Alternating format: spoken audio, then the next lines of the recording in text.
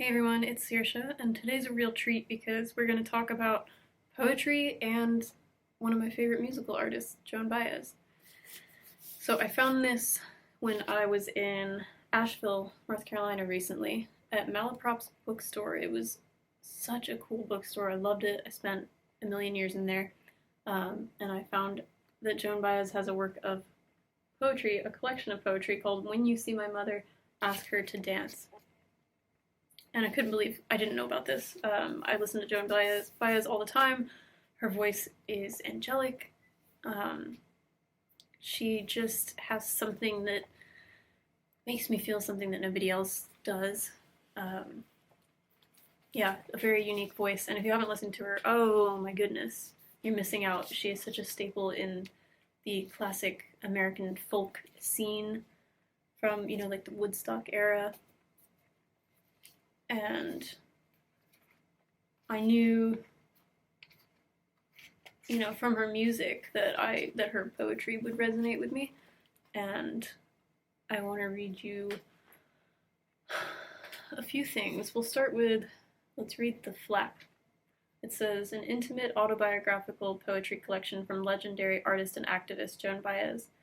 Joan Baez shares poems for or about her contemporaries such as Bob Dylan, Judy Collins, and Jimi Hendrix. Reflections from her childhood, personal thoughts, and cherished memories of her family, including pieces about her younger sister, singer-songwriter Mimi Farina. Speaking to the people, places, and moments that have had the greatest impact on her art, this collection is an inspiring personal diary in the form of poetry. While Baez has been writing poetry for decades, she's never shared it publicly. Poems about her life, her family, about her passions for nature and art have piled up in notebooks and on scraps of paper. Now, for the first time ever, her life is shared, revealing pivotal life experiences that shaped an icon, offering a never-before-seen look into the reminiscences and musings of a great artist. Like a late-night chat with someone you love, this collection connects fans to the real heart of who Joan Baez is as a person, as a daughter and sister, and as an artist who has inspired millions. So, completely lost my train of thought.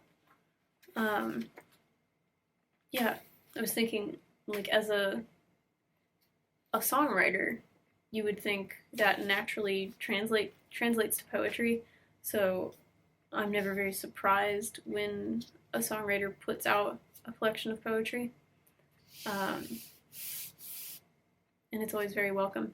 But it's interesting how for some people that doesn't translate. Like for me as a poet, I don't write songs typically, so I can see how some songwriters would not write poetry. It's such a fine line, though. I think all writing is kind of related. Siblings, cousins, perhaps. So in this book, it's kind of heavy. There's a lot about grief, illness, aging, and dying. So for me, in my current headspace, it was a little bit difficult at times, and I definitely cried a few times reading this. So not entirely like a pick-me-up collection of poetry, if that's what you're looking for. So I want to read you the author's note. Poetry and me. What do I want to say to you who has by chance or design picked up this little book? That it is filled with unschooled techniques, undisciplined phrasing, haphazard thoughts, and much channeling from sources residing within me and sources unknown. It is filled with mystery and clarity, fire and darkness, blunders and eurekas, deities and demons. Some thoughts and images arrived on lightning, some crept up from deep below the damp sod. Early drafts of many poems in this book were written between 1991 and 1997. That's when I was born, 1994. During that time, I wrote obsessively. I was, in part, writing for many little authors, or they for me. In 1990, I began therapy that led to a diagnosis of dissociative identity disorder. That's clinical speak for developing multiple personalities as a way of coping with long-term trauma. Some of the poems in this collection are heavily influenced by, or in effect written by, some of the inner authors. Together we were swept up effortlessly in a tidal wave of imagery and words, and discovered what we already knew. Poetry is like love. It can't be forced. All we could do was await its birth and celebrate its arrival. I love that part. Poetry is like love, it can't be forced. All we could do was await its birth and celebrate its arrival. So yeah, I mean, incredibly honest of her to divulge her diagnosis there, and gives you this framework that you can kind of view, I don't know what I'm trying to say, you can view the poems through this lens of like knowing that sometimes it was her other identities writing these poems. So I'm going to read this whole poem. It's called Goodbye to the Black and White Ball, and this one really resonated with me. I used to think the alternative to black and white must be gray. To avoid living a dull life, I dressed in black and white. I thought in black and white. Not just good or bad, mind you, but perfect or damned, gifted or worthless, ethereal or demonic, emblazoned or cast out. I scoffed at anything average and avoided middle ground, you know, the gray area. As a result, I let slip most of my life. I was chronically anxious, insomniac, promiscuous, multiphobic, depressed, hypervigilant, and luckily immensely talented. I had antennae that could turn corners ahead of me, protect me from the mortal danger of, say, eating dinner in a restaurant or making a new friend, you know, the gray area. When I was half a century old, I tore off the antenna and turned my life over to a power greater than myself, which by that point could have been a toothpick. I pitched myself into a sea of memories and headed blindly like a hoodwinked shark for the marrow of the inner core of me. For the inner core me. I pictured pustules of venom, but my therapist suggested it might be diamonds. For months I thrashed about, recording dreams, grasping for clues, fighting for my life and the life of my son. When I came up for air from my flailing, I began to see shards of color. Slowly I began to see my life was sanctified, matchless, and I would trade it for no other. I should not have been shocked to find that a diamond was in fact the core of me. I continued to scrape off tenacious parasites. I discovered that sorrow is an ocean, fury is blue, pain is my companion, but love had not been smashed to bits so badly as to not be mendable, like a gypsy violin crushed beneath a Nazi boot. I needed patience and an artisan. My therapists became my artisans. People around me unearthed the gems I had been promised and held my heart in their cradling hands as I split up into 100 pieces, 100 bright souls sorting out their places in a dazzling necklace, taking in and reflecting sunlight, working to mend me, to help me survive my deliverance and transcend my survival. Oh, that last line. Help me survive my deliverance and transcend my survival. Wow. This image of,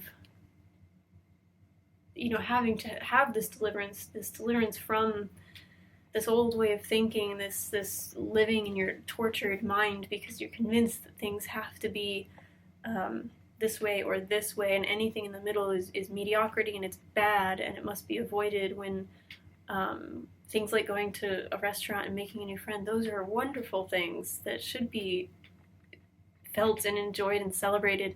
But we think of everything as mundane if it's not grand and exciting and just so much.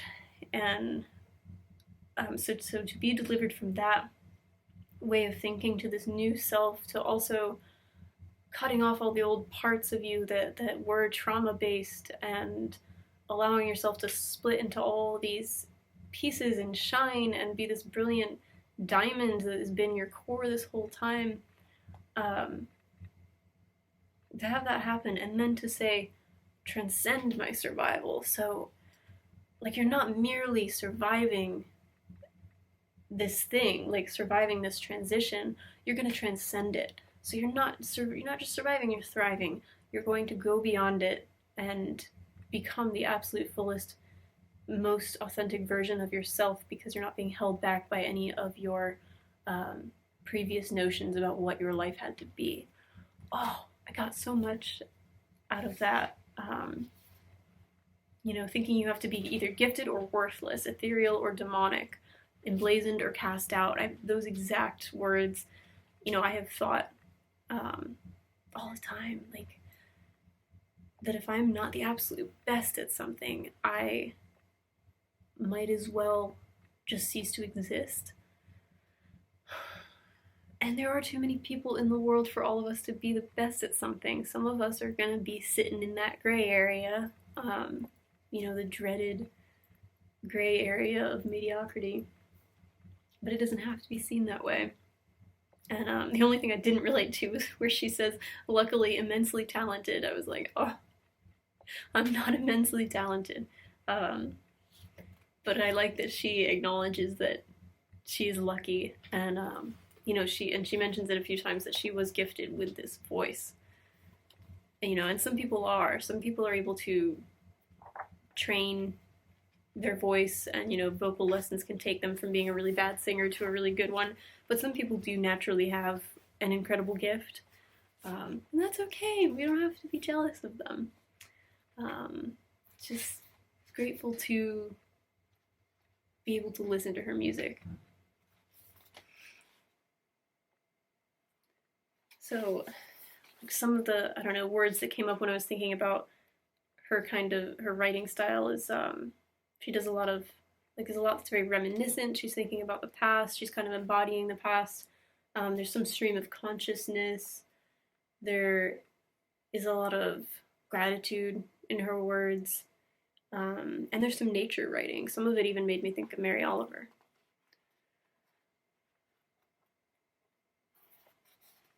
Okay, I'm going to read you this whole one. It's called In My Day.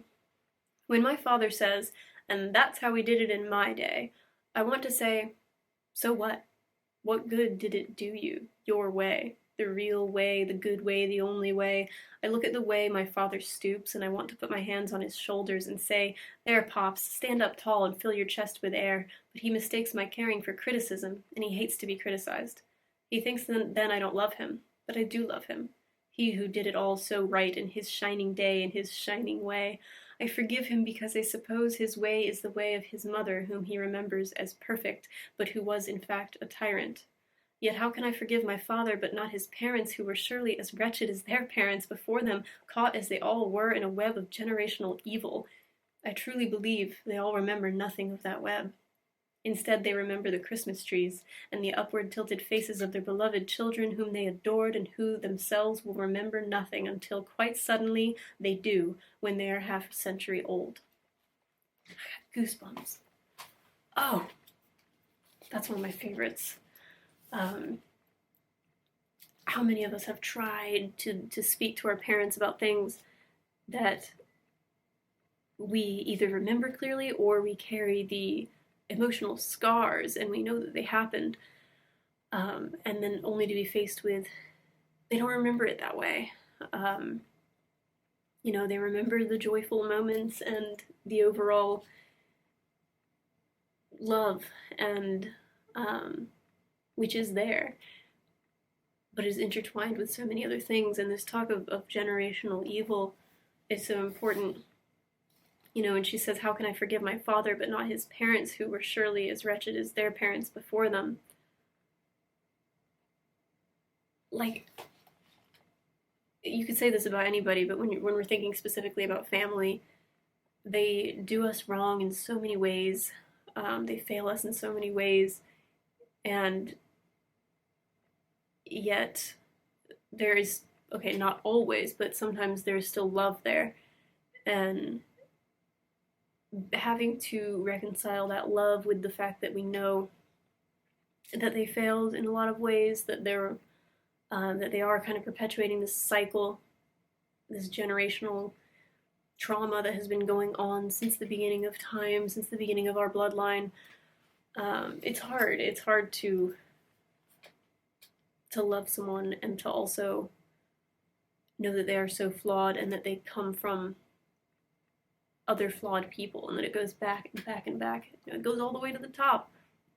And there's that desire to not remember the bad things, and this idea of like how she didn't really wake up to it and realize everything that had happened to her until she was 50. And she suddenly went, oh, I do remember how things actually were. It wasn't just Christmas trees and upward tilted faces of beloved children. Yeah, I thought, that's such a short, one-page poem, and it's so powerful. It says so much in so few words. Oh, this is another one that says a lot in very few words. It's called Gold Leaf. Ah, that's it. All the men and boys I made love to were covered in gold leaf, and off it fell when I rolled over in bed, one foot reaching for air.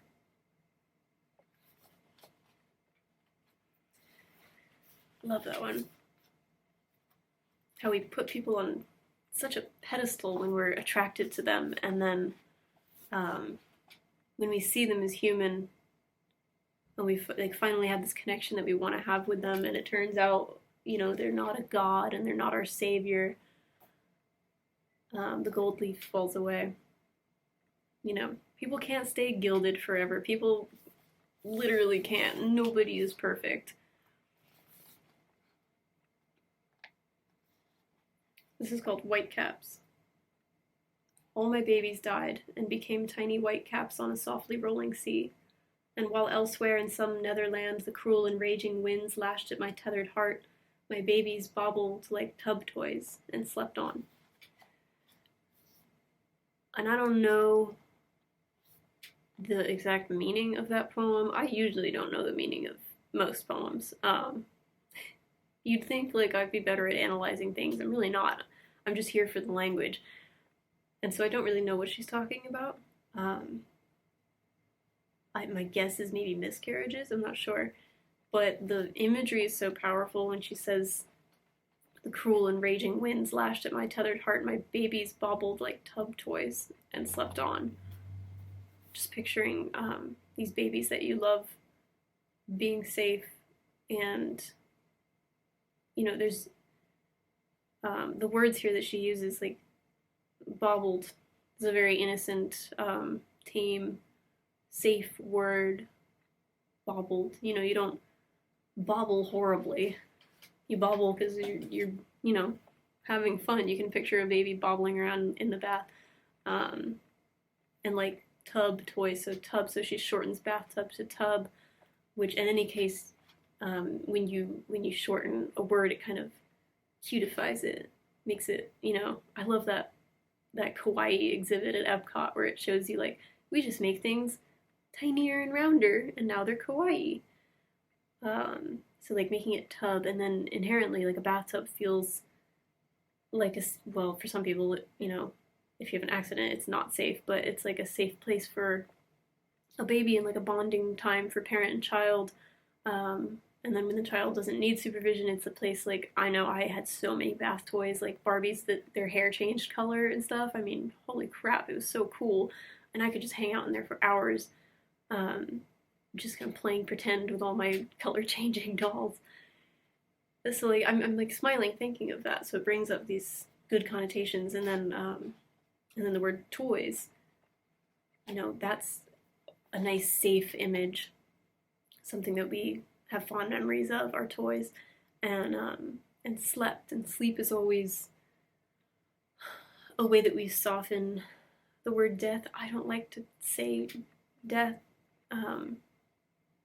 I know it's like, maybe I should desensitize myself to that, but I like this idea of sleep. Sleep is the most safe, gentle, wonderful thing of all, and so all the words just in that last part, just really, really well done with the imagery. Okay. 5 angels. White trees in a field of ash beneath the moon's pale arc. 5 angels creep up from their graves. One carries a little basket of stars and a gold manicure set in a forest green leather case, which they open, chatter over softly, then sit themselves down on a slick marble slab and messily paint each other's nails a garish red. They are somber and very, very beautiful, there on the white marble, in the white ashes, in the shadows of the white trees, under the protective arc of the weeping moon. Who knew them, you see, before? So again, I don't really know what this is about, but what I'm picturing is, a graveyard in the moonlight, and these angels that are the souls of, in my mind, children that have died, coming up to do something that children do, which is paint each other's nails. And you have this juxtaposition of the garish red, which is like the only You have the garish red and you have the forest green leather case and the gold manicure set. These colors are set against the background of everything being white, so you can see it really, really vividly. And again, I don't know what she's talking about, but it's so beautifully written and evocative. Okay, and then I just wanted to talk about the second to the last poem in here, the titular poem. When you see my mother, ask her to dance. It says, for my mother and Saoirse-Ibarguen. And this is a long, like, story, like, narrative poem. And I'll just read you the first page of it. On a dance floor somewhere on the eastern seaboard in the summer of 1931, a crowd of girls and almost men.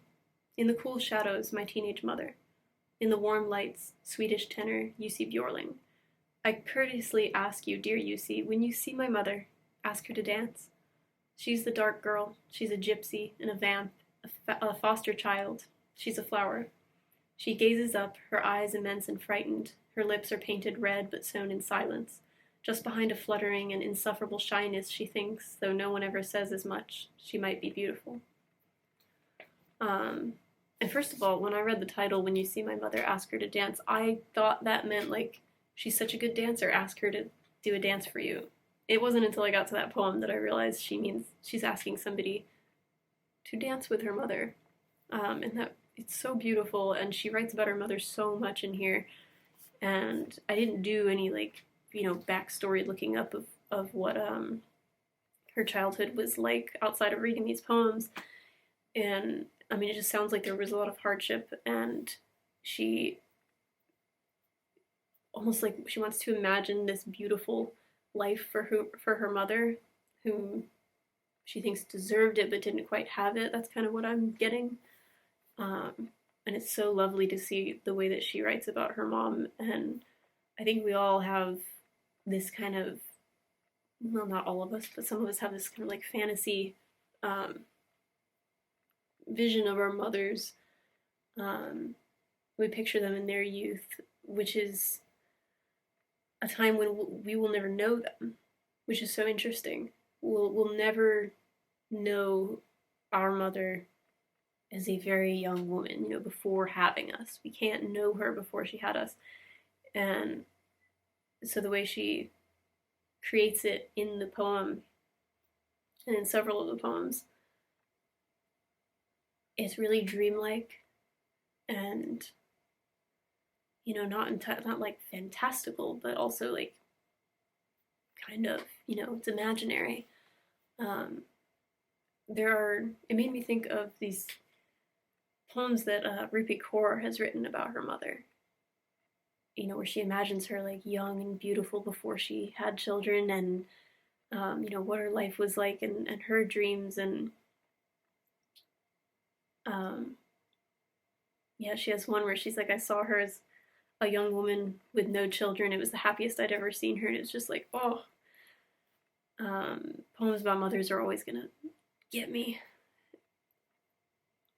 Anyway, yeah, I'm not saying I'm great at like analyzing poetry. I don't know what I'm talking about half the time. I just know what I like and what resonates with me. And I was just really, really excited to see that she had written a poetry collection, because I think she is a brilliant lady and I love her music. And glad she put this out, and I'm glad she's still creating, even though it says in 2019 she retired from active performing. But she is like a major activist, and just I'm really glad that she's still around doing her thing, and I recommend you check this out. So, I don't know when I'll see you again, but thank you for watching, and until next time, happy reading.